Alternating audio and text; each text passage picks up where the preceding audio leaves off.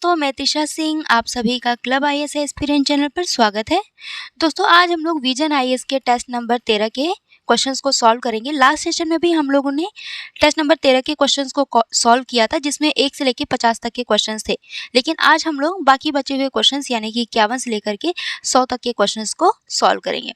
और इस test paper में मॉडर्न हिस्ट्री के क्वेश्चंस हैं और नेक्स्ट टेस्ट पेपर जो होगा वो भी मॉडर्न हिस्ट्री का ही है। ठीक है, तो आप लोग मॉडर्न हिस्ट्री अच्छे से रिवाइज कर लिए ताकि क्वेश्चन सॉल्व करने में आपको आसानी हो। ओके, और डेली हमारी 12 बजे क्लास चलती है, दोपहर 12 बजे। आप हमारे इस सेशन से जुड़ सकते हैं। जो भी बच्चे चैनल पर नए हैं वो चैनल को सब्सक्राइब कर लें और वीडियो अच्छी लगे तो लाइक, शेयर और सब्सक्राइब ज़रूर करिएगा। ओके, चलिए स्टार्ट करते हैं। यूनिफाइड लैंडिंग इंटरफेस के संदर्भ में निम्नलिखित कथनों में से कौन सा कथन सही नहीं है? ओके,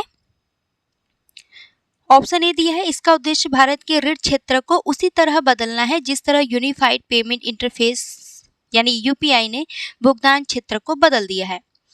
ऑप्शन बी है, इसमें प्लग एंड प्ले प्रणाली है जिसके लिए उधारकर्ताओं से विस्तृत दस्तावेजीकरण। ठीक है, यहाँ पे ध्यान दीजिएगा, इसमें क्या कह रहा है, इसमें प्लग एंड प्ले प्रणाली है जिसके लिए उधारकर्ताओं से विस्तृत दस्तावेजीकरण की आवश्यकता होती है। ऑप्शन सी दिया है, यह ऋण प्रक्रियाओं को सरल बनाने के लिए ग्राहक डेटा तक सहमति आधारित डिजिटल भुगतान प्रदान करती है। ठीक है, सहमति आधारित डिजिटल भुगतान प्रदान करती है। ऑप्शन डी दिया है, यूपीआई और नई यानी कि जेएम ट्रिनिटी का एक हिस्सा है। ठीक है, ये किसका हिस्सा है? यूपीआई और नई जेम ट्रिनिटी का हिस्सा है। अब बताना है इसमें आपका कौन सा स्टेटमेंट, कौन सा ऑप्शन सही नहीं है। ठीक है, तो दोस्तों यूनिफाइड लैंडिंग इंटरफेस जो है इसमें प्लग एंड प्ले प्रणाली होती है। इसके लिए उधारकर्ताओं से विस्तृत दस्तावेजीकरण की आवश्यकता नहीं होती है, इसमें कम दस्तावेजीकरण की आवश्यकता होती है। तो आपका पहला ऑप्शन बी जो है राइट नहीं है, मतलब सही ऑप्शन नहीं है। तो आपका राइट आंसर क्या हो जाएगा? ऑप्शन बी, क्योंकि क्वेश्चन में क्या पूछा है, कौन सा सही नहीं है। ठीक है, तो आंसर हो जाएगा ऑप्शन बी। अगला देखिए, निम्नलिखित शहरों पर विचार कीजिए। राष्ट्रीय औद्योगिक गलियारा विकास कार्यक्रम उपयुक्त सूचीबद्ध शहरों में से कितने से होकर गुजरता है? ठीक है, तो क्वेश्चन क्या पूछ रहा है, राष्ट्रीय औद्योगिक गलियारा विकास कार्यक्रम जो है कितने शहरों से होकर गुजरता है? इन चारों में से। ओके, तो दोस्तों राष्ट्रीय औद्योगिक गलियारा विकास कार्यक्रम केरल के पलक्कड़, आगरा, गया और जहीराबाद, ठीक है, इन चारों से शहरों से होकर के गुजरता है। ठीक है, और अन्य शहरों में ध्यान रखिएगा क्योंकि ये क्वेश्चन पूछ सकता है एग्जाम में। तो उत्तराखंड के खुरपिया, ठीक है, पंजाब के राजपुरा, पटियाला,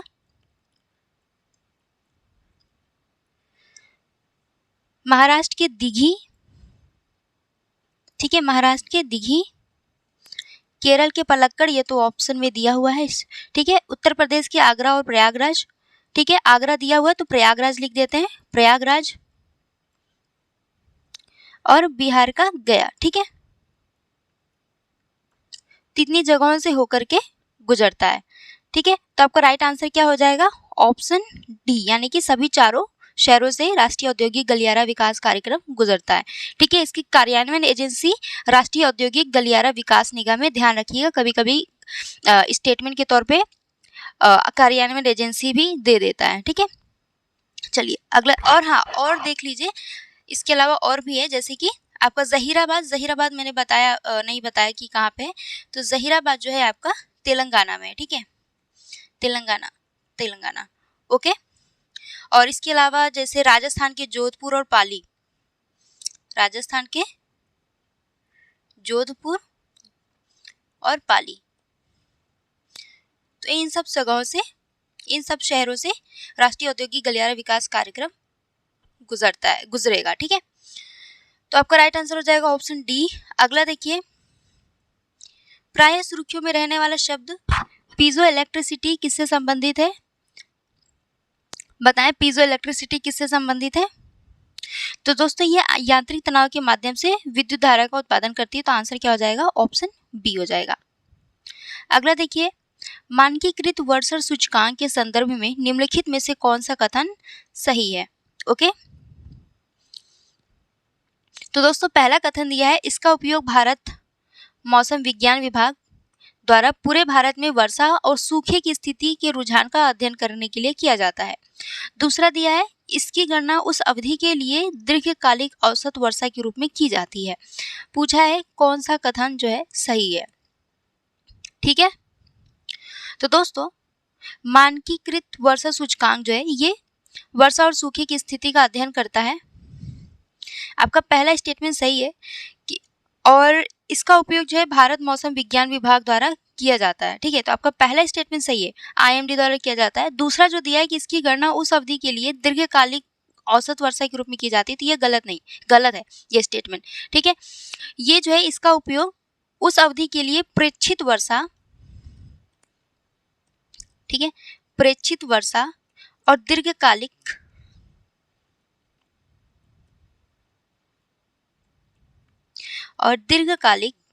औसत के बीच के अंतर को वर्षा की दीर्घकालिक मानक विचलन से विभाजित करके की जाती है। ठीक है, तो आपका दूसरा क्या हो गया, गलत हो गया। पहला कथन सही है, तो आंसर क्या हो जाएगा आपका, ऑप्शन ए। अगला देखिए, INS अरिघात के संदर्भ में निम्नलिखित कथनों पर विचार कीजिए। ओके, पहला कथन है, अरिहंत श्रेणी के दूसरी शिप सबमर्सिबल बैलिस्टिक न्यूक्लियर पनडुब्बी है। दूसरा, इसका निर्माण garden reach shipbuilders and engineers limited द्वारा किया गया है। ठीक है, अब बताना है कि कौन सा कथन सही है INS अरिघात के संदर्भ में। तो दोस्तों INS अरिघात जो है ये अरिहंत श्रेणी की दूसरी सबमर्सिबल बैलिस्टिक न्यूक्लियर पनडुब्बी है, तो आपका पहला स्टेटमेंट तो सही है। लेकिन दूसरा जो दिया है कि इसका निर्माण किसने किया, तो इसमें दिया है कि garden reach ship builders and engineers limited द्वारा किया गया है, तो नहीं, इसका निर्माण जो है शिप बिल्डिंग सेंटर विशाखापत्तनम द्वारा किया गया। ठीक है, शिप बिल्डिंग सेंटर विशाखापत्तनम। ठीक है, विशाखापत्तनम। तो आपका दूसरा गलत हो गया, केवल एक कथन सही है, तो आपका आंसर हो जाएगा ऑप्शन ए। ये जो है परमाणु रिएक्टर से लैस है, इसको भी ध्यान रखिएगा। चलिए अगला क्वेश्चन देखिए, प्राय सुर्खियों में रहने वाला प्रोजेक्ट नमन संबंधित है, इसका आंसर आप लोग करेंगे। कमेंट बॉक्स में आप बताएंगे इसका आंसर क्या है, प्रोजेक्ट नमन। ठीक है, देखते हैं कितने लोग आंसर कर पाते हैं। अगला देखिए, निम्नलिखित युग्मों पर विचार कीजिए, अभ्यास और भागीदारी दी हुई है। ओके, तरंग शक्ति, कॉन्क्वेस्ट शक्ति किन देशों के बीच आयोजित होता है, ये अभ्यास दिया हुआ है। ठीक है, युद्धाभ्यास दिया है। तो तरंग शक्ति जो है दोस्तों भारत और फ्रांस के बीच नहीं आयोजित होता है, बल्कि भारत और 30 अन्य देशों के साथ ये एक तरह का अंतर्राष्ट्रीय हवाई अभ्यास है। ठीक है, तो भारत स्पेशली फ्रांस के साथ नहीं, 30 देशों की भागीदारी के साथ ये आयोजित होता है और ये अंतर्राष्ट्रीय हवाई अभ्यास है, तो पहला आपका गलत हो गया। ओके, दूसरा है कॉन्क्वेस्ट जो है भारत और मंगोलिया के बीच आयोजित होता है, तो दूसरा स्टेटमेंट सही है। और अभ्यास शक्ति जो है भारत और फ्रांस के बीच आयोजित होता है। ठीक है, भारत और फ्रांस के बीच आयोजित होता है, तो आपका तीसरा गलत हो गया, क्योंकि इसमें दिया है मलेशिया, भारत मलेशिया, तो आंसर क्या होगा आपका, ऑप्शन बी हो जाएगा, केवल 2। नैनो माइन प्रौद्योगिकी के संदर्भ में निम्नलिखित कथनों में से कौन सा कथन सही है, आंसर करें आप लोग। नैनो माइन प्रौद्योगिकी के संदर्भ में, तो दोस्तों नैनो माइन टेक्नोलॉजी जो है ये मस्तिष्क की गतिविधियों को नियंत्रित करने और उसका अध्ययन करने के लिए नैनो स्तर के चुंबकीय और आनुवंशिक उपकरणों का उपयोग करता है। इसमें क्या किया जाता है कि नैनो स्तर के चुंबकीय और आनुवंशिक उपकरणों का प्रयोग किया जाता है मस्तिष्क की गतिविधियों को नियंत्रित करने के लिए और उसका अध्ययन करने के लिए, तो आंसर क्या हो जाएगा, ऑप्शन बी हो जाएगा। अगला देखिए, निम्नलिखित कथनों पर विचार कीजिए, पहला है शाश्वत बॉन्ड, एक प्रकार की ऋण प्रतिभूति है जिसके तहत अनिश्चित काल तक ब्याज का भुगतान होता रहता है। ठीक है, शाश्वत शब्द से ध्यान दीजिएगा। ठीक है, शाश्वत शब्द, ठीक है, ये क्या है, एक प्रकार की ऋण प्रतिभूति है जिसके तहत अनिश्चित काल तक ब्याज का भुगतान होता रहता है। कथन दूसरा देखिए, तो पारंपरिक बॉन्ड के समान ही शाश्वत बॉन्ड की भी एक निश्चित परिपक्वता तिथि होती है। ओके, सो इसका आंसर क्या है, आप लोग आंसर करिए। अब क्लियर दिख रहा है आप लोगों को? ठीक है, तो दोस्तों कथन एक जो दिया है आपका, शाश्वत बॉन्ड मतलब जिसको इंग्लिश में परपेचुअल बॉन्ड कहा जाता है। शाश्वत बॉन्ड हिंदी में दिया है, इंग्लिश में अगर आपको कोई भी क्वेश्चन ना समझ में आए तो आप इंग्लिश वाला क्वेश्चन, इंग्लिश में जो क्वेश्चन लिखा होता है उसको आप पढ़ा करिए। ठीक है, यहाँ पे थोड़ी सी कंफ्यूजन हो जाती है। तो परपेचुअल बॉन्ड है ये, तो एक प्रकार की क्या होती है, ऋण प्रतिभूति होती है, इसके तहत अनिश्चित काल तक ब्याज का भुगतान होता रहता है। ठीक है, शाश्वत मतलब ही क्या होता है हिंदी में, शाश्वत जो निरंतर चलता रहता है। ठीक है, तो आपका इससे क्या होगा, शाश्वत मतलब अनिश्चित काल तक इससे ब्याज का भुगतान होता रहता है। तो आपका पहला तो कथन सही है, लेकिन दूसरा जो दिया है कि परपेचुअल बॉन्ड के पारंपरिक बॉन्ड के समान ही शाश्वत बॉन्ड की भी एक निश्चित परिपक्वता नहीं, इनकी निश्चित परिपक्वता अवधि नहीं होती है, अनिश्चित मतलब इनकी परिपक्वता की अवधि फिक्स नहीं होती है, निश्चित नहीं होती है। ठीक है, तो दूसरा गलत हो गया, केवल एक सही है, तो आंसर क्या हो जाएगा, ऑप्शन सी, कथन एक सही है किंतु कथन दो गलत है। ठीक है, अगला देखिए, गुमटी नदी निम्नलिखित में से किस राज्य से होकर बहती है,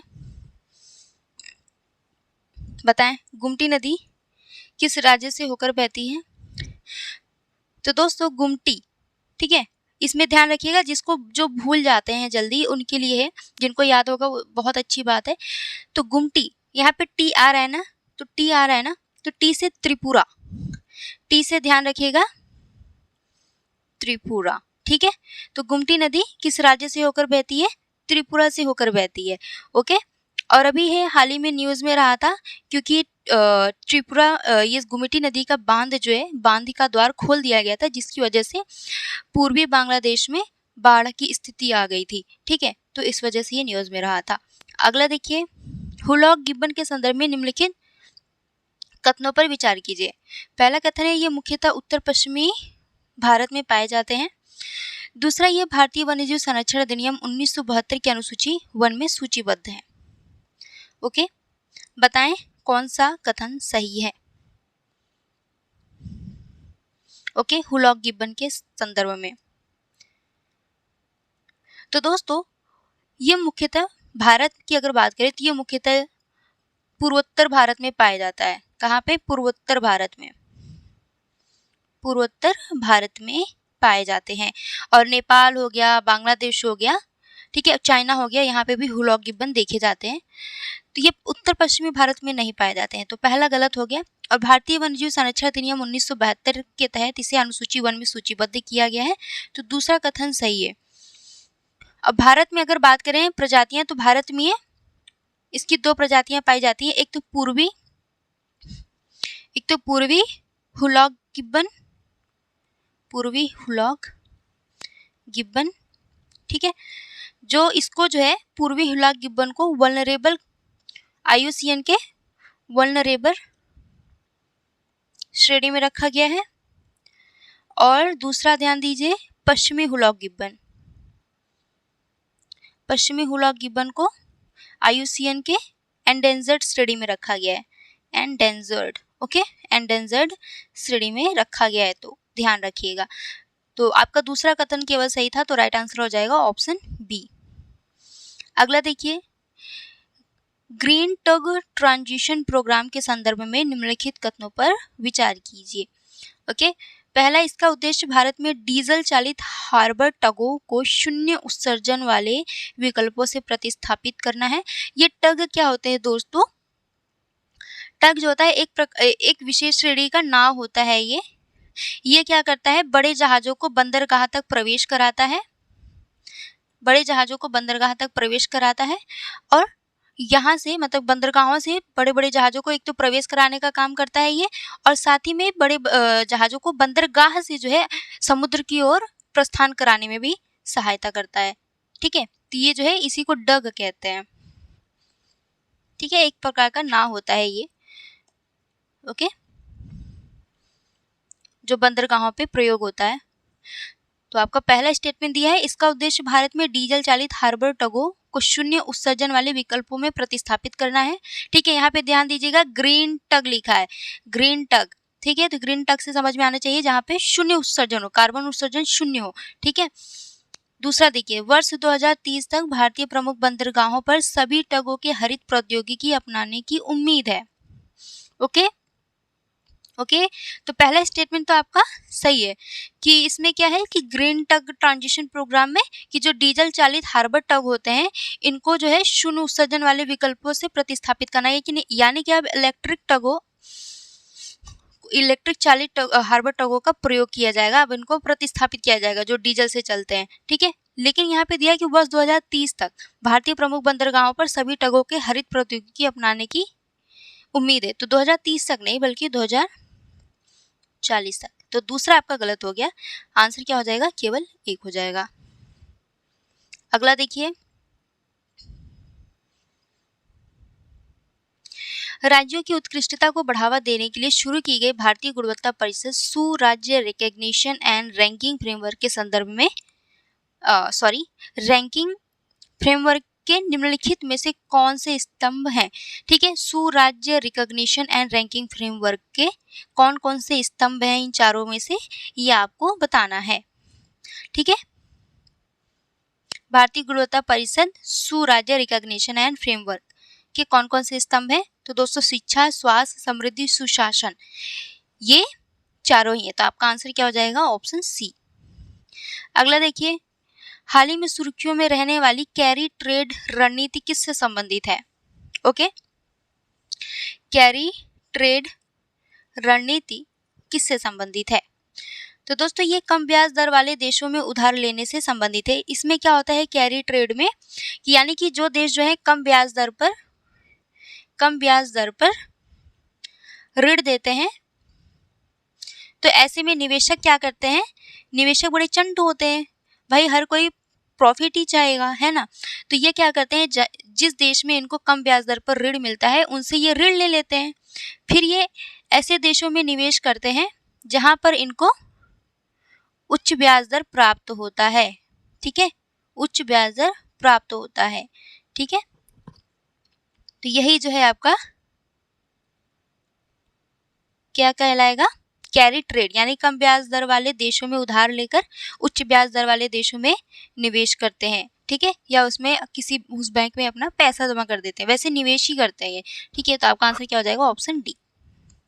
हाल ही में सुर्खियों में रही कलसा बंदोरी परियोजना का निर्माण निम्नलिखित में से किस नदी पर किया जा रहा है, कलसा बंदोरी परियोजना का निर्माण किस नदी पर किया जा रहा है, बताएं बताएं बताएं। तो दोस्तों कलसा बंदोरी परियोजना का निर्माण जो है महादाई नदी पर किया जा रहा है। ये किस राज्य की पहल है, किस राज्य सरकार की पहल है, तो इसको याद कर लीजिएगा, क से कलसा, ठीक है, क से कर्नाटका, क से कलसा, क से कर्नाटका। तो कहीं ना कहीं आपको थोड़ा मतलब थोड़ी सी मेरे ये जो याद कराने का तरीका है थोड़ा सा वाहियात है, हाँ, लेकिन बस आपको याद होना चाहिए, ठीक है, बस आपको याद होनी चाहिए, कैसे भी आप याद करो, बस आपका तैयार होना चाहिए, एग्जाम में क्वेश्चंस गलत नहीं होने चाहिए, ठीक है। तो ये कर्नाटक सरकार की पहल है, और कर्नाटक के किन किन क्षेत्रों में एक तरह का ये क्या है, पेयजल आपूर्ति, यानी ये जो है कर्नाटक के कुछ क्षेत्रों में पेयजल आपूर्ति सुनिश्चित करेगा, जैसे कि कर्नाटक के बेलगांव,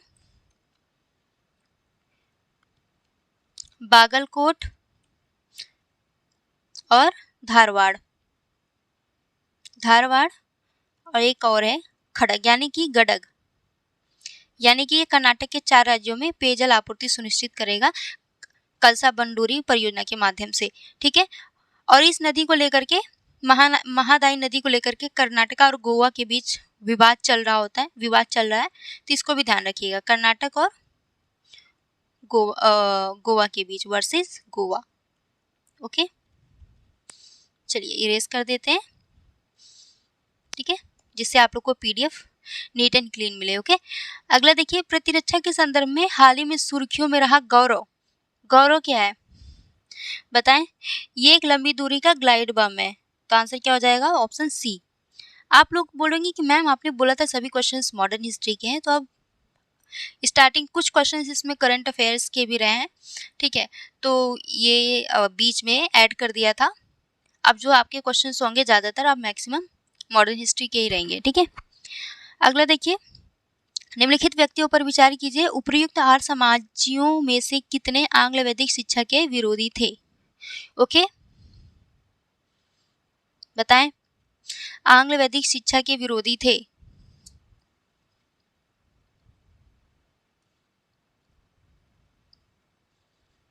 तो दोस्तों आंग्ल वैदिक शिक्षा के विरोधी कौन कौन थे? तो आपके स्वामी श्रद्धानंद और लेखराम। लाला हंसराज नहीं थे, इसके साथ एक जन और थे जिनका नाम था गुरुदत्त। ओके, चलिए अगला देखिए, तो आंसर क्या हो जाएगा? केवल 2। तो ऑप्शन बी आपका राइट आंसर है। अगला देखिए, साधारण ब्रह्म समाज के संदर्भ में निम्नलिखित कथनों पर विचार कीजिए। पहला कथन है, इसकी शुरुआत केशव चंद्र सेन ने की। दूसरा, इसने परम सत्ता में विश्वासों के सिद्धांतों और वेदों की त्रुटि रहित होने की मान्यता को स्वीकार किया। ठीक है, बताना है कि कौन सा कथन सही है। देख लीजिए ऑप्शन आप लोग। ओके, तो दोस्तों साधारण ब्रह्म समाज की शुरुआत केशव चंद्र सेन ने नहीं की थी, बल्कि किसने की थी? आनंद मोहन बोस। एक मिनट, ठीक है, आनंद मोहन बोस, शिवचंद्र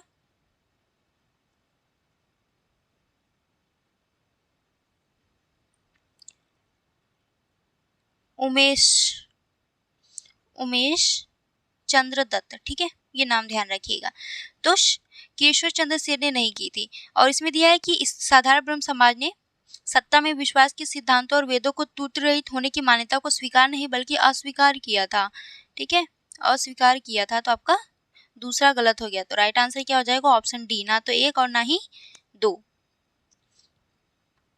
अगला क्वेश्चन देखिए, निम्नलिखित में से कौन वेदांत के एकश्वरवादी आदर्शों का प्रचार करने वाले संगठन आत्मीय सभा यानी सोसाइटी ऑफ फ्रेंड्स से संबंधित है?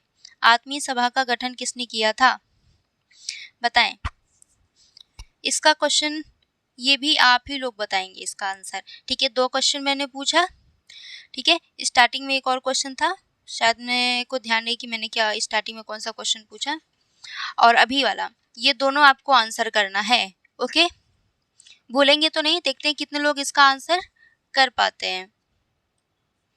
ओके, चलिए अगला देखिए,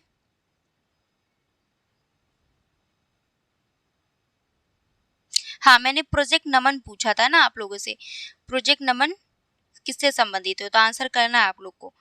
अगला क्वेश्चन देखिए, देवबंद आंदोलन के संदर्भ में निम्नलिखित कथनों पर विचार कीजिए। पहला कथन है, देवबंद आंदोलन का प्राथमिक उद्देश्य भारत में मुसलमानों के बीच पश्चिमी शिक्षा को बढ़ावा देना। ठीक है, देवबंद आंदोलन ये कह रहा है कि इसका प्राथमिक उद्देश्य क्या था कि मुसलमानों के बीच पश्चिमी शिक्षा को बढ़ावा देना। दूसरा है कि देवबंद स्कूल ने 1885 में भारतीय राष्ट्रीय कांग्रेस के गठन का स्वागत किया। तीसरा है, स्कूल ने सैयद अहमद खान के संगठन मोहम्मडन एंग्लो ओरिएंटल एसोसिएशन के सिद्धांतों और मान्यताओं का विरोध किया। ठीक है, पूछा है कितने कथन सही हैं, 1 2 3 या कोई नहीं। ठीक है, तो दोस्तों देवबंद आंदोलन की अगर बात करें तो देवबंद आंदोलन के मुख्यतः 2 उद्देश्य थे। एक तो ये था इनका कि अपनी शिक्षा इन्होंने कुरान और हदीस की शिक्षाओं का प्रचार प्रसार करना। ठीक है, कुरान और हदीस की शिक्षाओं का प्रचार प्रसार करना। और दूसरा इनका क्या उद्देश्य था कि विदेशी शासकों के विरुद्ध जो है धार्मिक युद्ध जिहाद की भावना को जीवित करना। तो इनका क्या उद्देश्य था? विदेशी शासकों के विरुद्ध जिहाद करना। ठीक है, विदेशी शासकों के विरुद्ध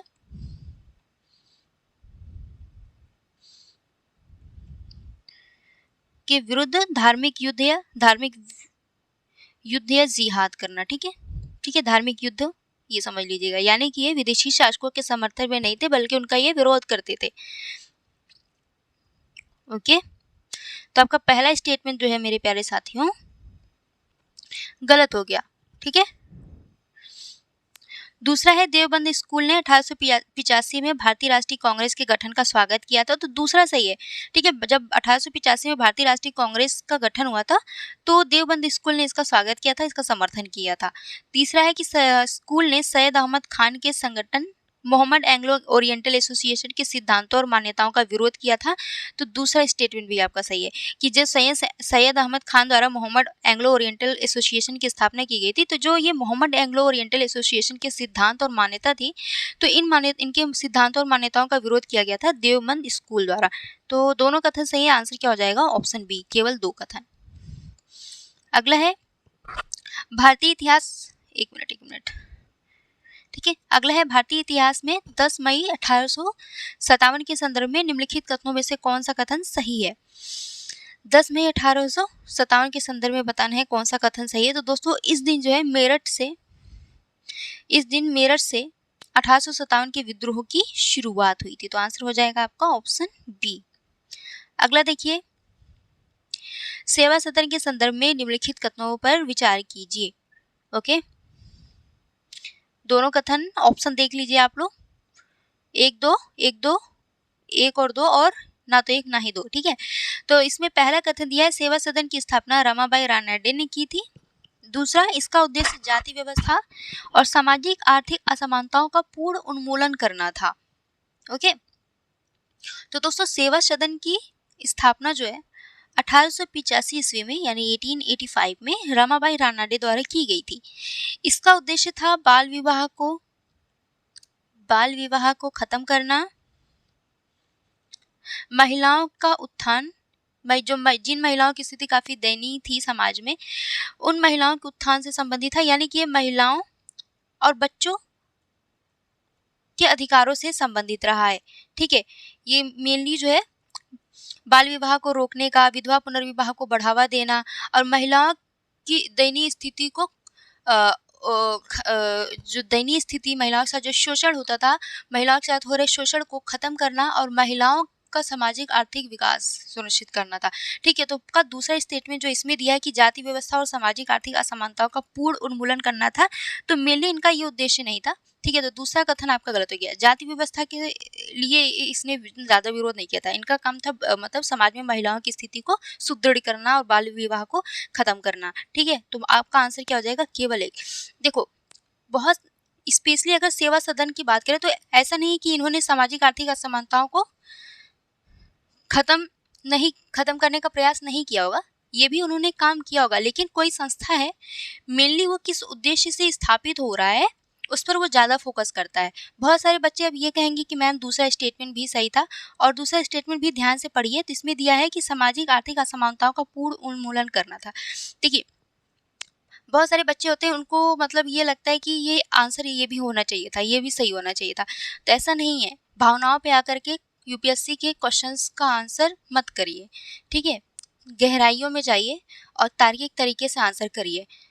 ठीक है, ऐसा नहीं है कि इसने सामाजिक आर्थिक असमानताओं को खत्म करने का प्रयास नहीं किया होगा, लेकिन इस संस्था का मेन उद्देश्य क्या था? इस संस्था का मेन उद्देश्य था महिलाओं की स्थिति में सुधार लाना। बाल विवाह जो हो रहे थे बच्चों की कम उम्र की, मेनली जो लड़कियों की शादी होती थी बुड्ढों के साथ हो जाती थी। ठीक है, लड़कियों की शादी बुड्ढों के साथ भी हो जाती थी और बहुत ही कम उम्र में हो जाती थी, तो ऐसे में बाल विवाह को कम करने का, ठीक है, बाल विवाह को खत्म करने का प्रयास किया था। और विधवाओं के साथ जो दयनीय स्थिति थी, विधवाओं के साथ इतनी बुरा बर्ताव किया जाता था उस टाइम कि उनको सही से खाने पीने को नहीं दिया जाता था और अलग से एकदम समाज से एकदम उनको अलग थलग कर दिया जाता था, तो उनको मानसिक रूप से कहीं ना कहीं बहुत ज़्यादा प्रताड़ित किया जाता था। शारीरिक रूप से तो किया जाता था, मानसिक रूप से भी किया जाता था। तो ऐसे में कोई ऐसी संस्था तो आनी चाहिए थी जो इनके लिए, स्पेशली इनके लिए काम करे। ठीक है, तो सेवा सदन के संदर्भ में आपका दूसरा गलत होगा। ठीक है, ऐसा नहीं कि इन्होंने इस उद्देश्य से काम नहीं किया, लेकिन इसका उद्देश्य, मुख्य उद्देश्य किसी काम, आपसे पूछा जाए कि आपका उद्देश्य क्या है जीवन में, तो आप अपना कुछ एक गिने चुने उद्देश्य बताएंगे और कहेंगे कि आप ऐसे ये काम नहीं करेंगे। ठीक है, जैसे आपने बोला कि आप मेनली आप क्या करना चाहते हैं, तो बहुत लोग कहते हैं कि मैं समाज में सुधार लाना चाहता हूँ। ठीक है, तो कुछ लोग कहेंगे क्या आप सिर्फ सुधार ही लाना चाहते हैं और कुछ काम में डेवलपमेंट नहीं करना चाहते हैं कि बच्चों स्कूल और भी ज़्यादा जैसे आप कोई नेता बन रहे हो, तो क्या यही आप कहेंगे कि समाज में बस आप सुधार लाना चाहते हैं, आप डेवलपमेंट नहीं करना चाहते हैं? तो ऐसे होगा ना।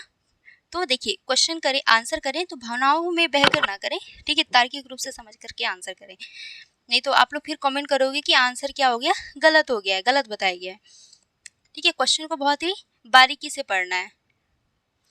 रहनुमाई मार्च दाया स्नान सभा के संदर्भ में निम्नलिखित कथनों पर विचार कीजिए।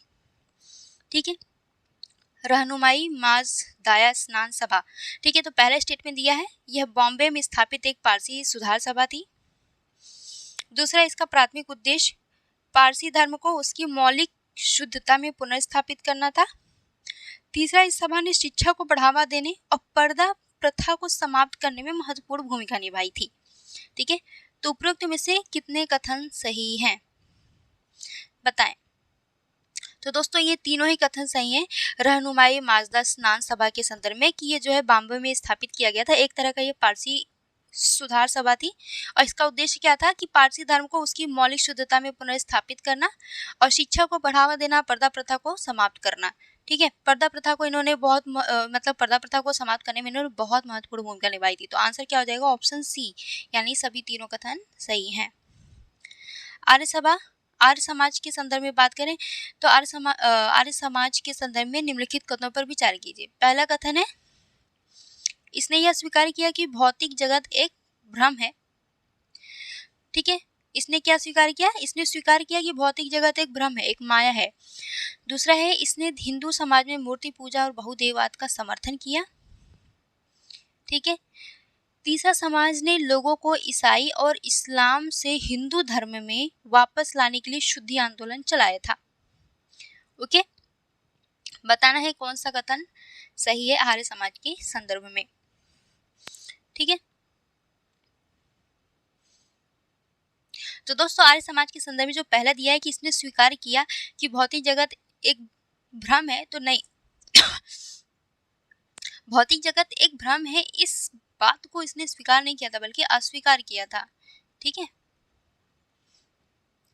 ये एक सत्य है, तो पहला आपका कथन गलत हो गया। दूसरा दिया है कि हिंदू समाज में जो मूर्ति पूजा बहुदेववाद था, इसका आर्य समाज ने समर्थन किया था, तो नहीं, समर्थन नहीं बल्कि विरोध किया था। मूर्ति पूजा का विरोध किया था, बहुदेववाद का भी विरोध किया था, एकेश्वरवाद को बढ़ावा दिया था इसने आर्य समाज ने, तो दूसरा गलत हो गया। तीसरा दिया कि समाज के लोगों को ईसाई और इस्लाम से हिंदू धर्म में वापस लाने के लिए शुद्धि आंदोलन चलाया था, तो तीसरा सही है। आंसर क्या हो जाएगा, ऑप्शन ए, यानी कि केवल 3। ठीक है, अगला देखिए, 1857 के संदर्भ में निम्नलिखित कथनों पर विचार कीजिए। क्षेत्र दिया है और ब्रिटिश अधिकारी। वैसे तो नॉर्मली क्वेश्चन आप क्या पूछता था कि 1857 के विद्रोह में किन किन भारतीय नेताओं ने या भारतीय शासकों ने नेतृत्व किया था, यानी कि 1857 के क्रांति के नेतृत्वकर्ता पूछ देता है। ठीक है, किसने किस जगह पे नेतृत्व प्रदान किया था, लेकिन इसमें क्या पूछा है कि किस ब्रिटिश अधिकारी ने 1857 के विद्रोह को किन जगहों पे दबाने का काम किया था, कुचलने का काम किया था। ठीक है, तो अब ऐसे क्वेश्चन पूछा है तो अपना तैयारी इस वे में करिए। जिनको नहीं पता है अब वो पढ़ना शुरू करें। इसीलिए मैं बोलती हूँ कि ज़्यादा से ज़्यादा आप लोग मॉक टेस्ट दें। ठीक है, मॉक टेस्ट देने से एक तो आपका रिवीजन होता है और आपको पता चलता है कि किस तरह से एग्जाम में क्वेश्चन पूछे जाते हैं और आपको याद भी होते चलता है। ठीक है, नेक्स्ट टाइम जब इसी तरह का क्वेश्चन आएगा तो आपको थोड़ा आइडिया लगेगा। कानपुर में क्या सर ह्यूरोज था? नहीं, ह्यूरोज नहीं था। कौन था कानपुर में? तो क से कानपुर, क से कान, क से कौलीन, ऐसे याद रहेगा, भूलेंगे नहीं आप लोग। ठीक है, कान कौलीन। कैंपेबल, एक बच्चा था, वो अपना कान साफ करना था उसको, तो उसने कोलिन आप लोग जानते हैं, जो स्प्रे होता है शीशे वगैरह पे या टेबल को साफ करना होता है, मेनली शीशे ग्लास को साफ करने के लिए कोलिन स्प्रे करते हैं, फिर उसको कपड़े से साफ करते हैं। तो ये बच्चा जो है अपने घर में मम्मी को देख लिया था स्प्रे करते साफ करते हुए, तो उसने सोचा कि मैं कान भी साफ कर लूँगा अपना कोलिन से। ठीक है, तो ऐसे याद कर लीजिएगा आप लोग। ठीक है, तो आपका पहला गलत हो गया। और झांसी में हम रोज जाते हैं, मेरा झांसी रोज आना जाना होता रहता है। ठीक है, तो झांसी से सर ह्यूरोज, ओके, कानपुर का कॉलिन याद रखिएगा, झांसी में रोज आना जाना होता है मेरा। तो दूसरा भी गलत हो गया, क्योंकि झांसी में 1857 के विद्रोह को दबाने का काम किसने किया था? सर ह्यूरोज ने। और कानपुर में किसने दबाने का काम किया था या विद्रोह को कुचलने का कार्य किसने किया था? तो सर कॉलिन कैंपबेल ने। एक जन का और नाम है, उनका भी ध्यान रखिएगा, व्हीलर, ठीक है, व्हीलर, ठीक है, कानपुर में। यहाँ पे तो झांसी है तो आप लोग कंफ्यूज हो जाएंगे, तो यहाँ ध्यान रखिएगा, यहाँ पे मैं लिख देती हूँ व्हीलर। ओके, चलिए तीसरा देखिए, दिल्ली में जॉन निकलसन, ठीक है, जॉन निकलसन। दिल्ली से लोग मतलब बहुत लोग बोलते हैं ना, हमारे घर के लोग या बहुत सारे लोग दिल्ली जाते हैं तो घूमने के लिए या फिर वहाँ पे रहने के लिए, तो दिल्ली दिल वालों का होता है ना। तो वहाँ से दिल्ली से कुछ लोग हमारे जब भी हम फ़ोन करते हैं अपनी फ्रेंड को तो कहते हैं हम दिल्ली से निकल रहे हैं, दिल्ली से निकल चुके हैं, अब वहाँ से आने वाले हैं। तो ऐसा दिल्ली से निकलसन मतलब दिल्ली से, या फिर ऐसे याद रखिए, दिल्ली से जो है अंग्रेज निकल चुके थे, ठीक है, तो ऐसे याद रखिए निकलसन, ठीक है। तो आपका तीसरा सही है। ऐसे याद करिए, जो फैक्चुअल चीज़ें होते हैं इसे रट लिया करिए। एग्जाम में यही जो छोटे मोटे ये जो फैक्ट्स होते हैं कभी कभी स्टेटमेंट के तौर पे दे देता है तो आपका गलत हो जाता है, ठीक है।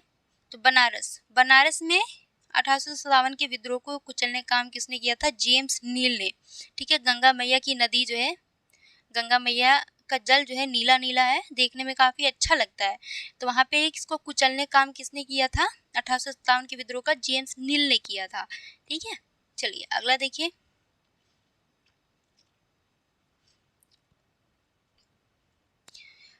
आंदोलन और नेता, ठीक है, किस आंदोलन का नेतृत्व किसने किया था ये दिया हुआ है, बताना है कि कौन सा सही सुमेलित है। ओके, चलिए मैं जूम कर देती हूँ जिससे आप लोग को क्लियर दिखे। अहमदिया आंदोलन का दिया है, इसमें मिर्जा गुलाम, अलीगढ़ आंदोलन का अहमद खान, फराजी आंदोलन का टीटू मीर। ओके, बताना है कि कितने सही सुमेलित हैं, ऑप्शन देख लें फिर आंसर करें आप लोग। ओके, चलिए अहमदिया आंदोलन के नेता कौन थे? तो मिर्जा गुलाम थे, ठीक है। अहमदिया आंदोलन के नेता कौन थे? मिर्जा गुलाम थे। अलीगढ़ आंदोलन के नेता कौन थे? तो सैयद अहमद खान थे। फराजी आंदोलन के टीटू मीर नहीं थे, ठीक है। फराजी आंदोलन के नेता कौन थे? हाजी शरीयत थे। फराजी हाजी कुछ ऐसा मैच कर रहा है ना, फराजी हाजी शरीयत, ठीक है। ऐसे जब भी कोई ट्रिक बनाया ना तो उसको बार बार एक दो बार रिवाइज कर लेंगे तो फिर कभी नहीं भूलेंगे आप लोग। अहमदिया है, मियाँ अहमदिया, तो इसी तरह मिर्जा हो गया, इस तरह से याद किया करिए। तो पहला और दूसरा आपका सही था, तीसरा गलत था। फराजी आंदोलन के नेता कौन थे? हाजी शरीयतुल्लाह, ठीक है। तो पहला और दूसरा सही है, तो आंसर क्या हो जाएगा? Option B. एक मिनट आप लोग क्वेश्चन तब तक सॉल्व करिए, मैं पानी पी लेती हूँ।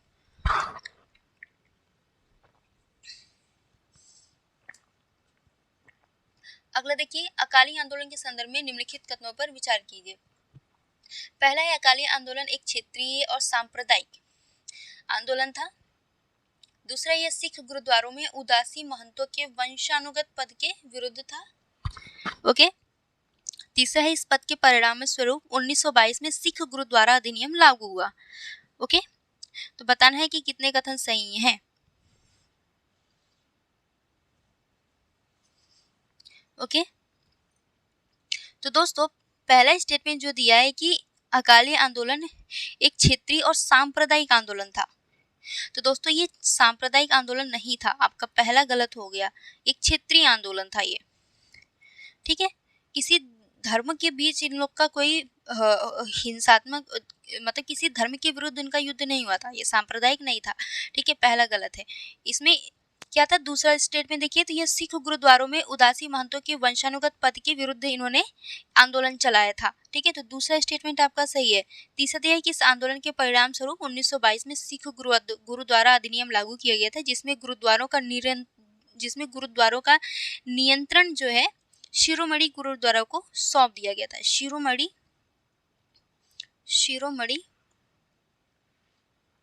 गुरुद्वारा प्रबंधन समिति को सौंप दिया गया था। ठीक है, गुरुद्वारों का नियंत्रण किसके अधीन सौंप दिया गया था? तो शिरोमणि गुरुद्वारा प्रबंधन समिति को सौंप दिया गया था, जिसमें कि यहाँ पे उदासी महंतों का एक तरह से ये पद जो था वंशानुगत था कि गुरुद्वारों में, सिख गुरुद्वारों में इसका नियंत्रण कौन करेगा या फिर पूरा देख रेख अपने अंदर कंट्रोल करके रखा था उदासी महंतों ने। तो इन्हीं के खिलाफ ये आंदोलन चलाया गया था, अकाली आंदोलन। ओके, तो आपका आंसर क्या होगा? कितने कथन सही है? तो दूसरा और तीसरा सही है, केवल 2 कथन सही है। अगला देखिए, भू राजस्व व्यवस्था और प्रमुख क्षेत्र। ओके, पूछा है कितने कथन सही सुमेलित हैं। स्थायी बंदोबस्त के प्रमुख क्षेत्र यानी स्थायी बंदोबस्त कहाँ कहाँ लागू हुए थे? बंगाल, बिहार और उड़ीसा। ठीक है, और उड़ीसा। तो आपका पहला गलत हो गया। उत्तरी पश्चिमी प्रांत में नहीं। रैयतवाड़ी व्यवस्था की बात करें तो ये मद्रास, बॉम्बे और असम के कुछ क्षेत्रों में। ठीक है, असम के कुछ क्षेत्रों में रैयतवाड़ी व्यवस्था लागू हुई थी। तो असम के कुछ क्षेत्रों को हम लोग इस तरह से लिख देंगे। ठीक है, तो दूसरा गलत हो गया, बिहार और बंगाल में लागू नहीं हुआ था। तो महालवाड़ी व्यवस्था की बात करें तो मद्रास प्रेसिडेंसी और बॉम्बे प्रेसिडेंसी में रैयतवाड़ी व्यवस्था और असम के कुछ क्षेत्रों में भी रैयतवाड़ी व्यवस्था लागू हुई थी। और महालवाड़ी व्यवस्था की बात करें तो ये उत्तर पश्चिमी प्रांत, मध्य भारत और पंजाब में। ठीक है, तीसरा भी गलत हो गया। तो आपका राइट आंसर होगा, पूछा कितने सही हैं, तो कोई भी सही नहीं है, ऑप्शन डी राइट आंसर हो जाएगा। अगला देखिए, पहला कथन है 1855 की मद्रास यातना आयोग यानी मद्रास टॉर्चर कमीशन की रिपोर्ट के आधार पर 1864 में एक वैज्ञानिक भूमि सर्वेक्षण और एक नया राजस्व मूल्यांकन किया गया, जिसके परिणाम स्वरूप वास्तविक कर बोझ में कमी आई। ठीक है, दूसरा कथन है इस रिपोर्ट में महालवाड़ी व्यवस्था के तहत राजस्व संग्रह प्रक्रिया में भ्रष्टाचार और दुर्व्यवहारों पर प्रकाश डाला गया। ठीक है, एक मिनट इसको इरेज कर देते हैं, अच्छा नहीं लग रहा है इतना ज्यादा। ठीक है, तो आपका पहले जो कथन है कि 1855 के मद्रास यातना आयोग की रिपोर्ट के आधार पर 1864 में एक वैज्ञानिक भूमि सर्वेक्षण और एक नया राजस्व मूल्यांकन किया गया, जिसका परिणाम स्वरूप वास्तविक कर बोझ में कमी आई। ठीक है, तो आपका पहला स्टेटमेंट सही है। दूसरा देखिए कि इस रिपोर्ट में महालवाड़ी व्यवस्था के तहत राजस्व संग्रह प्रक्रिया में भ्रष्टाचार दुर्व्यवहारों पर प्रकाश डाला गया था। तो महालवाड़ी व्यवस्था के तहत नहीं बल्कि रैयतवाड़ी व्यवस्था के तहत। ठीक है, रैयतवाड़ी व्यवस्था के तहत। तो आपका दूसरा गलत हो गया है। तो आंसर क्या हो जाएगा? एक सही है किंतु 2 गलत है, ऑप्शन सी राइट आंसर हो जाएगा। अगला देखिए, निम्नलिखित में से कौन सा 19वीं शताब्दी के उत्तरार्ध में भारत की निर्यात अधिशेष अर्थव्यवस्था के महत्व का सर्वोत्तम वर्णन करता है? ठीक है, निर्यात अधिशेष व्यवस्था के महत्व का सर्वोत्तम वर्णन करता है। तो दोस्तों आपका राइट आंसर होगा ये ब्रिटेन के व्यापार घाटे को संतुलित करने में महत्वपूर्ण था, और विशेष रूप से जब अन्य बाजार अधिक संरक्षणवादी बन गए थे। तो आंसर हो जाएगा ऑप्शन बी। अगला देखिए, अगली बार नेक्स्ट जब भी 15 के बाद टेस्ट पेपर में कोशिश करूंगी कि एक क्लास में पूरे 100 क्वेश्चन कंप्लीट कर दूं, क्योंकि आप लोग बहुत ज़्यादा डिमांड कर रहे हो। ठीक है, मैं पूरी कोशिश करूंगी।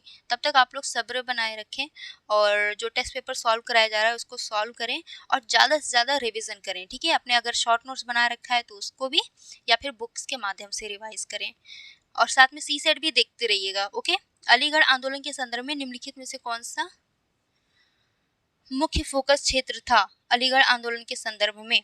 ठीक है, पहला कथन दिया है ब्रिटिश सरकार के प्रति वफादारी थी। अलीगढ़ आंदोलन ब्रिटिश सरकार के प्रति वफादार थे। दूसरा दिया मुसलमानों को हिंदुओं से प्रतिस्पर्धा करने के लिए आधुनिक पश्चिमी शिक्षा प्रदान करना। तीसरा मुसलमानों को राजनीति से दूर रखना।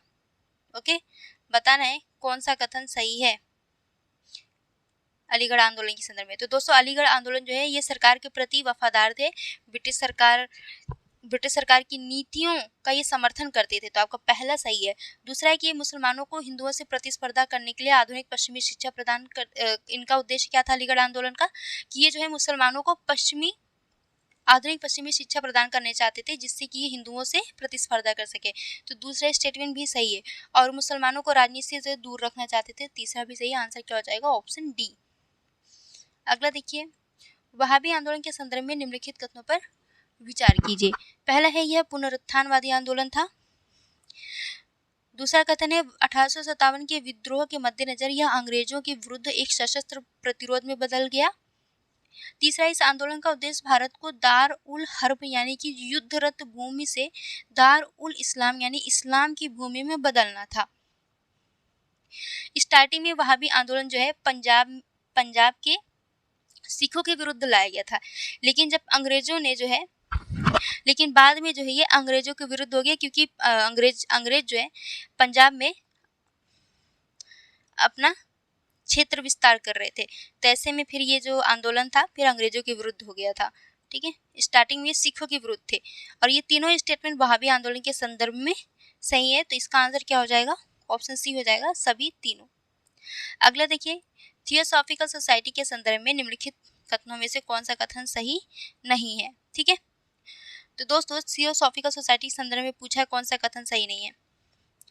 इसमें सी दिया है, थियोसॉफिकल सोसाइटी की अपनी अध्यक्षता अवधि के दौरान एनी बेसेंट ने बनारस में सेंट्रल हिंदू कॉलेज की नींव रखी थी। तो दोस्तों ये जो है थियोसॉफिकल सोसाइटी के अध्यक्ष बनी थी 1907 में, और इन्होंने बनारस में सेंट्रल हिंदू कॉलेज की नींव कब रखी थी?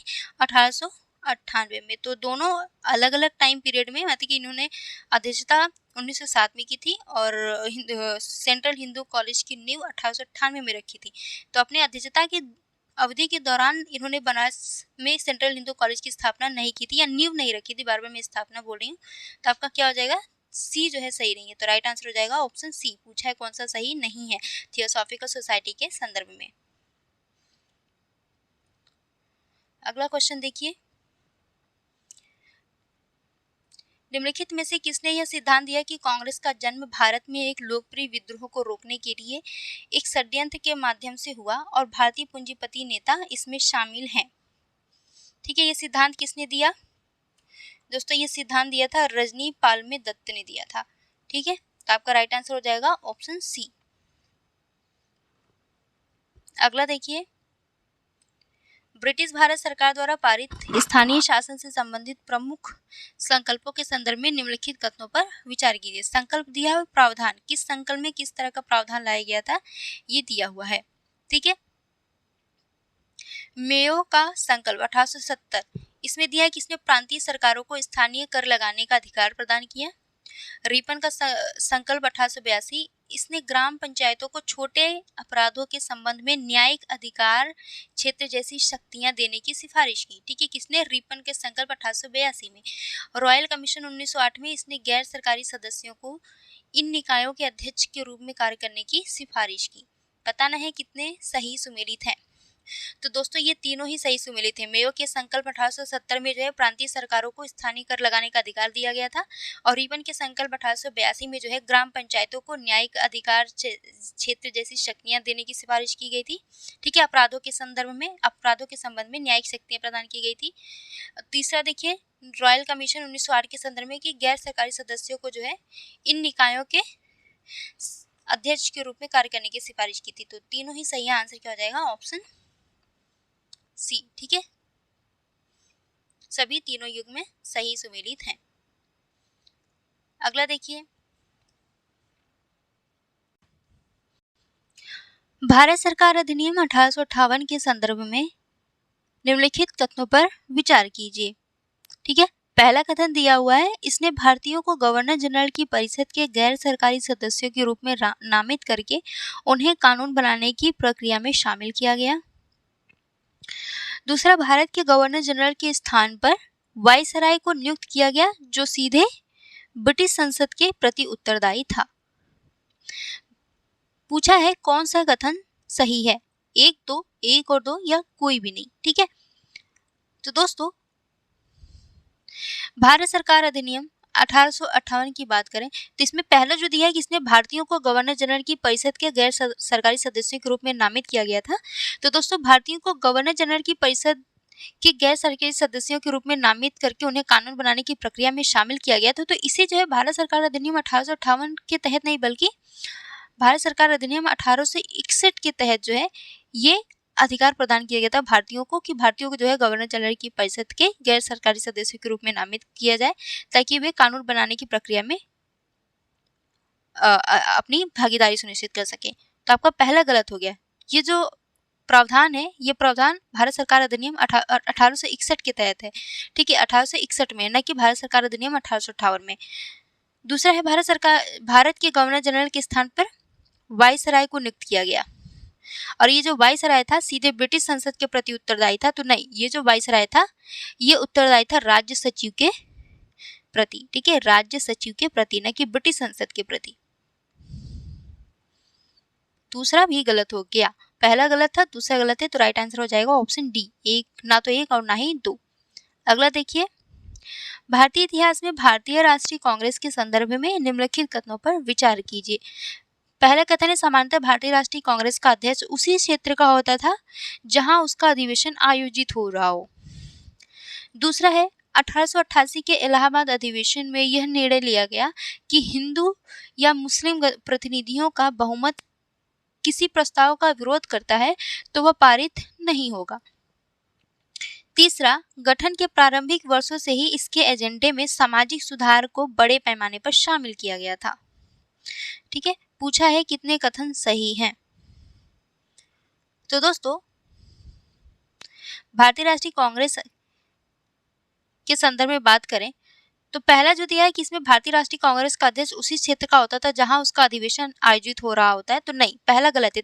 उसी जहां पर भारतीय राष्ट्रीय कांग्रेस का अधिवेशन होना है तो उसी क्षेत्र के किसी व्यक्ति को उसका यानी कि भारतीय राष्ट्रीय कांग्रेस का अध्यक्ष नहीं बनाया जाता था। यानी कि जिस क्षेत्र में आयोजन होना है उस क्षेत्र का उसका अध्यक्ष जो है भारतीय राष्ट्रीय कांग्रेस का अध्यक्ष उस क्षेत्र का नहीं होना चाहिए। क्यों नहीं होना चाहिए? ताकि ये जो है निष्पक्ष रूप से निर्णय ले सके, निष्पक्ष रूप से कार्य कर सके। तो पहला गलत हो गया आपका, ठीक है। हाँ, स्टेटमेंट ध्यान से देख लीजिएगा, तो उसी क्षेत्र का नहीं होता था, उसमें दिया है कि उसी क्षेत्र का होता था, तो पहला गलत हो गया। दूसरा है कि 1888 के इलाहाबाद अधिवेशन में यह निर्णय लिया गया कि अगर देखो 1888 के इलाहाबाद अधिवेशन में यह निर्णय लिया गया था कि अगर किसी प्रस्ताव पर हिंदू या मुस्लिम प्रतिनिधियों द्वारा विरोध किया जाता है तो ऐसी स्थिति में वो प्रस्ताव जो है पारित नहीं होगा। तो दूसरा स्टेटमेंट सही है, ठीक है। इलाहाबाद अधिवेशन में यह निर्णय लिया गया था जो कि 1888 में हुआ था, ठीक है। तीसरा है कि गठन के प्रारंभिक वर्षों के नहीं, देखो जब ये भारतीय राष्ट्रीय कांग्रेस की स्थापना हुई थी तो ये जो है सामाजिक सुधार को बड़े पैमाने पर इसने शामिल नहीं किया था, ये बल्कि मेनली ये जो है राजनीतिक व्यवस्था से जुड़ा हुआ था, ठीक है। ये राजनीतिक सुधार चाहता था, ब्रिटिश नीतियों के खिलाफ ये इसका गठन किया गया था कि जो ब्रिटिश नीतियां हैं भारत में भारतीयों की भागीदारी नहीं हो रही है कानून बनाने में, ठीक है। तो ऐसे में सामाजिक सुधार से संबंधित नहीं था, सामाजिक सुधार करना चाहता था लेकिन इसका ज़्यादा मुद्दा नहीं था। अगर सामाजिक मुद्दों पे ये जुड़ता तो ऐसे में क्या होता है कि भारतीय राष्ट्रीय कांग्रेस में ज़्यादा से ज़्यादा समाज के सदस्य इसमें शामिल नहीं होते। मान लो ये सती प्रथा का विरोध कर रहा है या फिर ये संस्था बाल विवाह का विरोध कर रहा है, तो अगर इन लोग जो है समाज से जुड़ी किसी मुद्दों को लेकर के काम करते तो ऐसे में भारतीय राष्ट्रीय कांग्रेस में भारतीयों की भागीदारी बहुत ही कम होती। लेकिन बाद में जब इन्होंने अपनी स्थिति मजबूत कर ली, स्थिति मजबूत कर ली, तब जो है सामाजिक सुधार को लेकर के इन लोगों ने थोड़ा थोड़ा प्रयास करना शुरू किया, ठीक है, स्टार्टिंग में नहीं। तो तीसरा गलत हो गया, तो आपका केवल एक कथन सही है, आंसर हो जाएगा ऑप्शन ए। अगला देखिए, ईस्ट इंडिया एसोसिएशन के संदर्भ में निम्नलिखित कथनों पर विचार कीजिए। ओके, ईस्ट इंडिया एसोसिएशन, पहला कथन दिया है कि ईस्ट इंडिया एसोसिएशन के प्रथम अध्यक्ष दादा भाई नौरोजी थे। दूसरा है उधम सिंह ने ईस्ट इंडिया एसोसिएशन द्वारा आयोजित एक बैठक में माइकल ओ डायर, यानी जिसको हम लोग जनरल डायर कहते हैं, ओ डायर को गोली मारकर हत्या कर दी। तीसरा, इसने लंदन इंडियन सोसाइटी का स्थान लिया और यह भारतीय कल्याण को बढ़ावा देने के लिए इंग्लैंड में सार्वजनिक व्यक्तियों को प्रभावित करने का एक मंच था, ठीक है। क्वेश्चन में पूछा है कौन सा कथन सही है। ओके, तो दोस्तों ईस्ट इंडिया एसोसिएशन का गठन जो है किसने किया था ईस्ट इंडिया एसोसिएशन का गठन? तो दादा भाई नौरोजी ने किया था। लेकिन इसके प्रथम अध्यक्ष दादा भाई नौरोजी नहीं थे, फिर कौन थे? तो ईस्ट इंडिया एसोसिएशन के प्रथम अध्यक्ष जो थे वो थे लॉर्ड लिवेडेन। ठीक है, लॉर्ड लिवेडेन, न कि दादा भाई नौरोजी। तो आपका पहला स्टेटमेंट गलत हो गया, दूसरा और तीसरा सही है। ठीक है, उधम सिंह ने ही जो है ईस्ट इंडिया एसोसिएशन का जब बैठक हुआ था, तो इसी बैठक के दौरान उधम सिंह ने जो है माइकल जनरल डायर को गोली मार करके हत्या कर दी थी। तो आपका दूसरा और तीसरा स्टेटमेंट सही है। तो राइट आंसर क्या हो जाएगा? Option B. पहला गलत है तो वैसे भी एलिमिनेट हो जाता है, तो आंसर क्या बन जाता है आपका? Option B. अगला देखिए, एसएन बनर्जी के संदर्भ में निम्नलिखित कथनों पर विचार कीजिए। ठीक है, पहला कथन है, पत्रकार के रूप में अपना कर्तव्य निभाते हुए जेल जाने वाले ये प्रथम भारतीय थे। उनका मानना था कि भारत एक राष्ट्र के रूप में प्राचीन काल से अस्तित्व में है। तीसरा है, वे स्वदेशी आंदोलन के दौरान ब्रिटिश वस्तुओं और संस्थाओं के बहिष्कार के पक्ष में नहीं थे। चौथा, वह 1919 के मॉन्टेग्यू चैम्सफोर्ड सुधार के पक्ष में थे और उन्होंने कांग्रेस छोड़कर भारतीय राष्ट्रीय मुक्ति संघ का गठन किया। ओके, बताना है कि कौन सा कथन सही है, ऑप्शन देख लें आप लोग। चलिए स्टेटमेंट पर आते हैं। तो दोस्तों, एसएन बनर्जी ने जो है ये ऐसे पत्रकार थे जिन्होंने अपना कर्तव्य निभाते हुए, मतलब अपना कर्तव्य पत्रकार के रूप में अपना कर्तव्य निभाने वाले या कर्तव्य निभाते हुए जेल जाने वाले ये प्रथम भारतीय थे। तो आपका पहला स्टेटमेंट तो सही है। ठीक है, भारतीय राष्ट्रीय कांग्रेस के संस्थापकों में से एक एसएन बनर्जी भी हैं, आप लोग जानते होंगे। दूसरा है, उनका मानना था कि भारत एक राष्ट्र के रूप में प्राचीन काल से अस्तित्व में। ठीक है, तो ये जो आपका स्टेटमेंट है ये गलत है। क्यों गलत है? तो इनका ये मानना था कि भारत जो है एक राष्ट्र के रूप में तब अस्तित्व में आया जब अंग्रेज जो है इन पर शासन करना शुरू किए।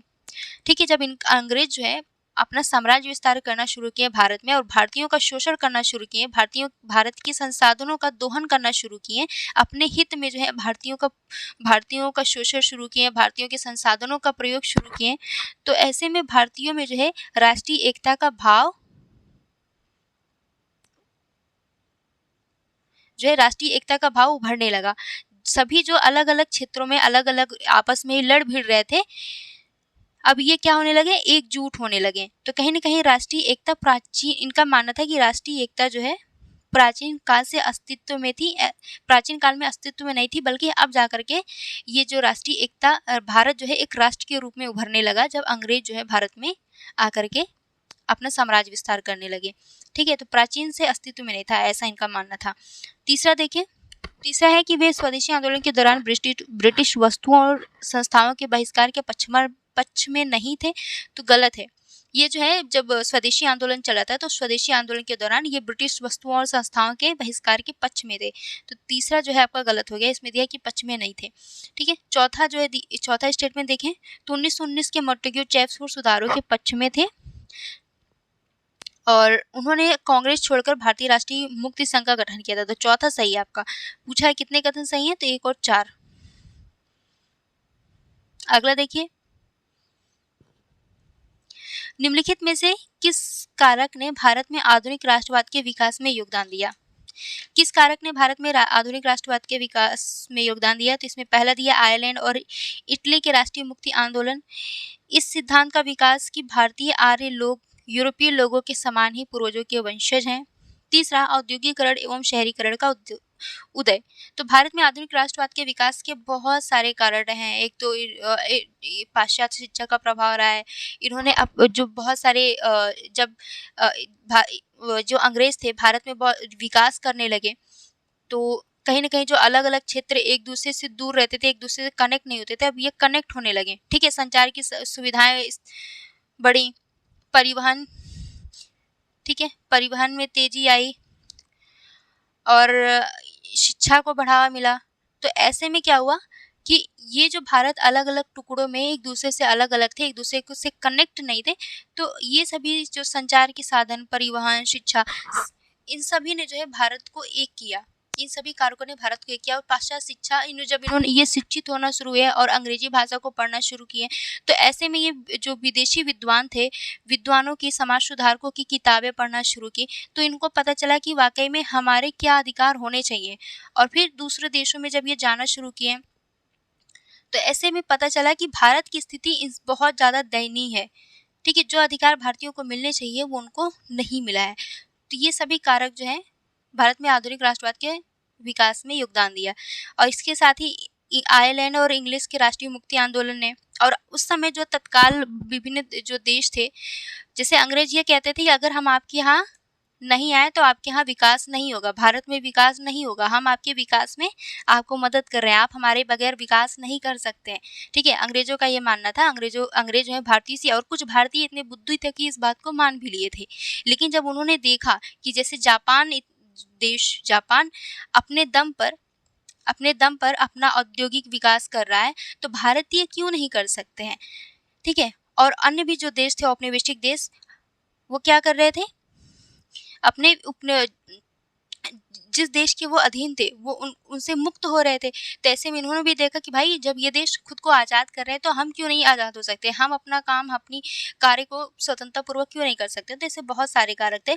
ठीक है, तो इसमें दूसरा दिया है कि सिद्धांत का विकास, भारतीय आर्य लोग यूरोपीय लोगों के सामान्य पूर्वजों के वंशज से। तीसरा औद्योगिकरण और शहरीकरण का उदय। ये सभी कारक जो हैं आधुनिक राष्ट्रवाद के विकास में योगदान किया। तो आंसर हो जाएगा ऑप्शन बी। अगला देखिए, स्वतंत्रता संग्राम से जुड़े निम्नलिखित व्यक्तियों पर विचार कीजिए। उपरोक्त में से कितने व्यक्ति भारतीय राष्ट्रीय कांग्रेस की स्थापना से संबंधित सुरक्षा वाल्व सिद्धांत से सहमत थे। ठीक है, बताएं।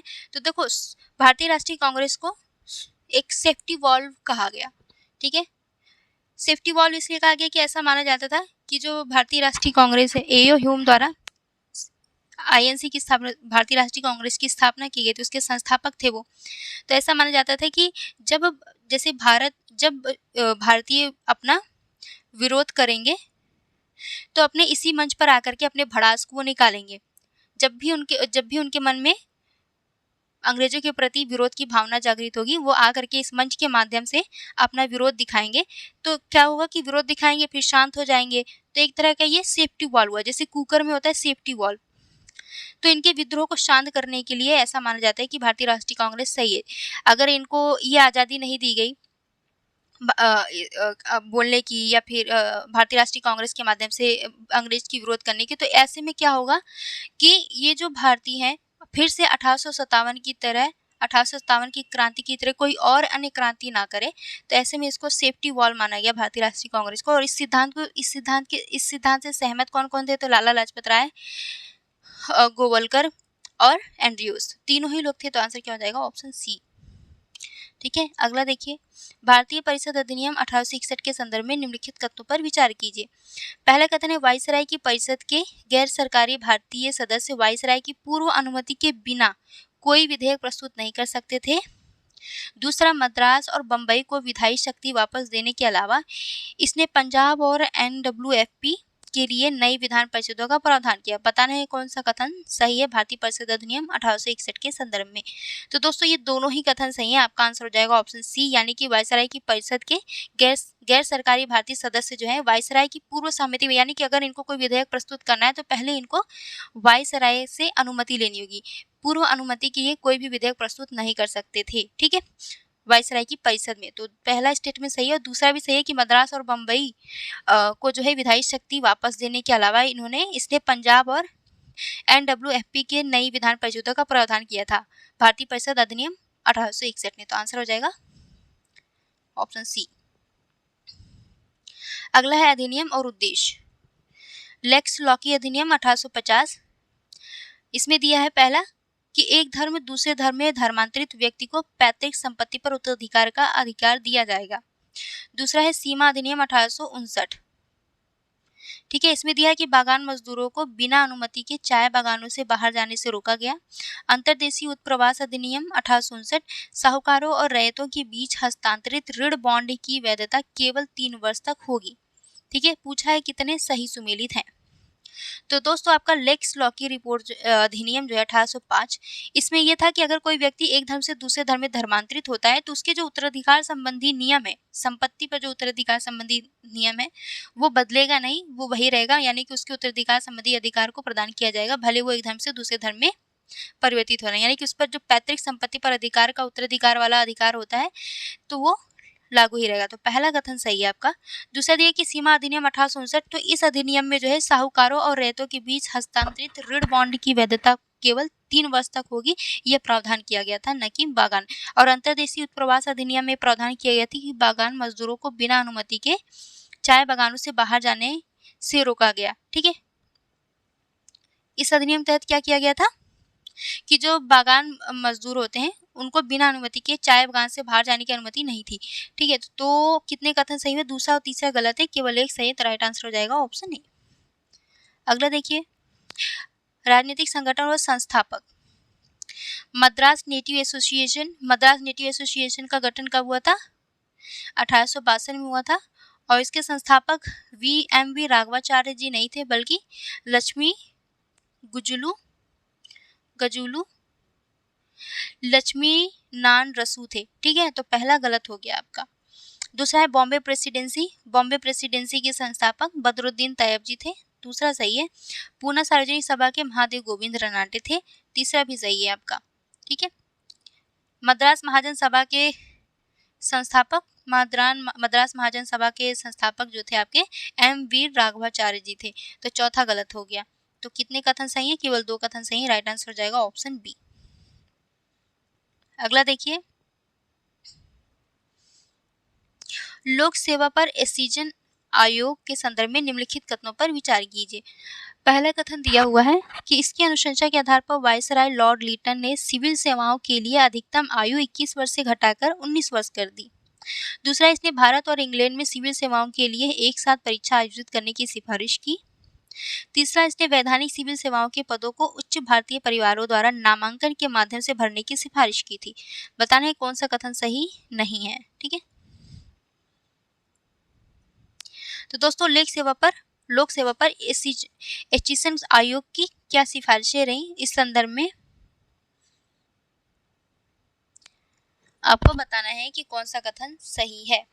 तो दोस्तों इनकी अनुशंसा पर, पहला दिया कि इनकी अनुशंसा पर वायसराय लॉर्ड लीटन ने सिविल सेवाओं के लिए अधिकतम आयु 21 वर्ष से घटाकर 19 वर्ष कर दी थी। तो नहीं, एचिसन आयोग द्वारा यह अनुशंसा की गई थी कि सिविल सेवाओं के लिए जो आयु है उसको 21 वर्ष से बढ़ाकर 23 वर्ष कर दी जाए। इन्होंने आयु को बढ़ाने की बात की थी, घटाने की नहीं, बल्कि लीटन ने जो है लॉर्ड लीटन ने आयु को घटा करके 21 वर्ष से घटा करके 19 वर्ष कर दी थी। तो पहला गलत हो गया। ठीक है, दूसरा देखिए, तो इसने भारत और इंग्लैंड में सिविल सेवाओं के लिए एक साथ परीक्षा आयोजित करने की सिफारिश की थी। तो नहीं, इस तरह का इन्होंने कोई सिफारिश नहीं किया था लॉर्ड एचिसन आयोग ने, तो आपका दूसरा गलत हो गया। ठीक है, तीसरा है इसने वैधानिक सिविल सेवाओं के पदों को उच्च भारतीय परिवारों द्वारा नामांकन के माध्यम से भरने की सिफारिश की थी। तो दोस्तों इस तरह का भी इन्होंने कोई सिफारिश नहीं किया था कि भारतीय परिवारों द्वारा जो है, मतलब उच्च भारतीय परिवारों का नामांकन जो है सिविल सेवाओं के पदों पर किया जाएगा। तो ये भी गलत है। तो पूछा है कितने कथन सही नहीं है, तो तीनों कथन सही नहीं है। तो आंसर क्या हो जाएगा? Option D. चलिए अगला देखिए, निम्नलिखित कथनों पर विचार कीजिए। पहला कथन है भारतीय राष्ट्रीय कांग्रेस ने 1892 के भारतीय परिषद अधिनियम का समर्थन किया क्योंकि इसमें भारतीयों के अधिकारों को मान्यता दी गई थी। दूसरा है 1892 में भारतीय परिषद अधिनियम ने गैर सरकारी सदस्यों को शामिल करते हुए विधान परिषदों का विस्तार किया जिन्हें वार्षिक बजट पर चर्चा करने और प्रश्न पूछने का अधिकार था।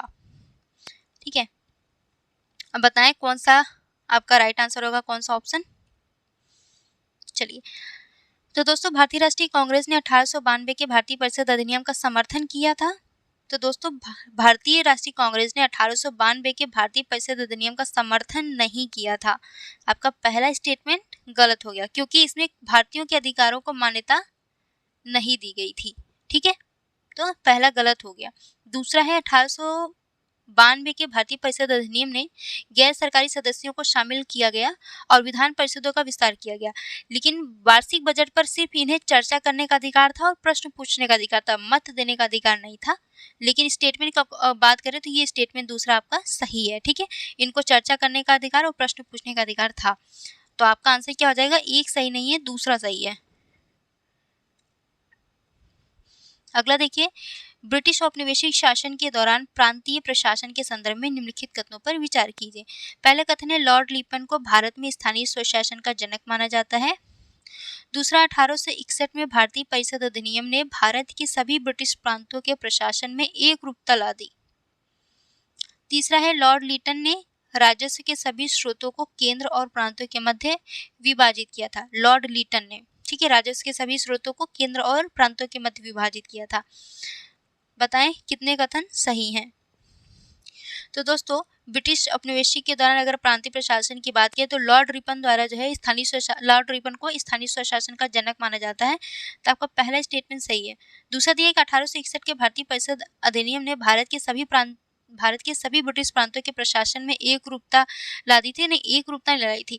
ये क्या करते थे, ये सभी जो भारत के जो ब्रिटिश प्रांत थे, सब में अलग अलग जगह अलग अलग प्रशासन से संबंधित अलग अलग प्रावधान थे। तो आपका दूसरा गलत हो गया, ठीक है, एक रूपता नहीं थी, विविधता देखने को मिलता है। तीसरा देखिए, तो लॉर्ड लिटन ने राजस्व के सभी स्रोतों को केंद्र और प्रांतों के बीच, नहीं लॉर्ड लिटन ने नहीं, ठीक है, लॉर्ड लिटन ने नहीं, बल्कि रिपन ने जो है राजस्व के सभी स्रोतों को केंद्र और प्रांतों के बीच विभाजित कर दिया था। तो आपका तीसरा भी गलत हो जाता है। तो आंसर क्या होगा आपका, केवल एक कथन सही है, तो आंसर हो जाएगा ऑप्शन ए। अगला देखिए, निम्नलिखित कथनों पर विचार कीजिए। पहला कथन है, 1890 के दशक में आरंभिक राष्ट्रवादियों ने मजदूर वर्ग के मुद्दों को नहीं उठाया। दूसरा, स्वतंत्रता संघर्ष की शुरुआत में ही वर्गों से संबंधित प्रश्न उठाने से भारतीय जनता की एकता कमजोर हो सकती थी। तो आपका पहला स्टेटमेंट भी सही है, दूसरा स्टेटमेंट भी सही है, और व्याख्या भी करता है कि भाई अगर जो स्टार्टिंग के जो राष्ट्रवादी थे, प्रारंभिक राष्ट्रवादियों ने मजदूर वर्ग के मुद्दों को नहीं उठाया था। क्यों नहीं उठाया था कि भाई अगर इस तरह के मुद्दों को वो उठाते तो फिर वर्गों से संबंधित प्रश्न उठने लगते, तो ऐसे में फिर इनको भारत की जनता का सपोर्ट नहीं मिलता। तो आपका आंसर क्या हो जाएगा, ऑप्शन ए हो जाएगा। अच्छा, खत्म हो गया क्या क्वेश्चन? नहीं, अभी है 99, ठीक है। अगला देखिए, निम्नलिखित कथनों पर विचार कीजिए। पहला कथन है, 1857 के विद्रोह के बाद अंग्रेजों ने रियासतों के प्रति अधिक उदार दृष्टिकोण अपनाया, ठीक है। दूसरा है, 1857 के विद्रोह के दौरान रियासतों ने ब्रिटिश अधिकारियों के सहयोगियों और समर्थकों के रूप में कार्य किया। ओके, बताइए कि इसका राइट आंसर क्या होगा।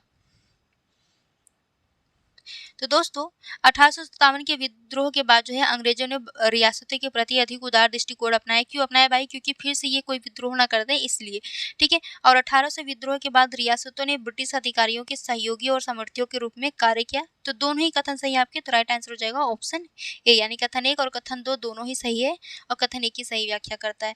नेक्स्ट एंड लास्ट क्वेश्चन इस सेशन का, निम्नलिखित में से कौन सा भारतीय राष्ट्रीय कांग्रेस के नरमपंथी राष्ट्रवादियों का योगदान था? ठीक है, नरमपंथी राष्ट्रवादियों का योगदान क्या क्या था?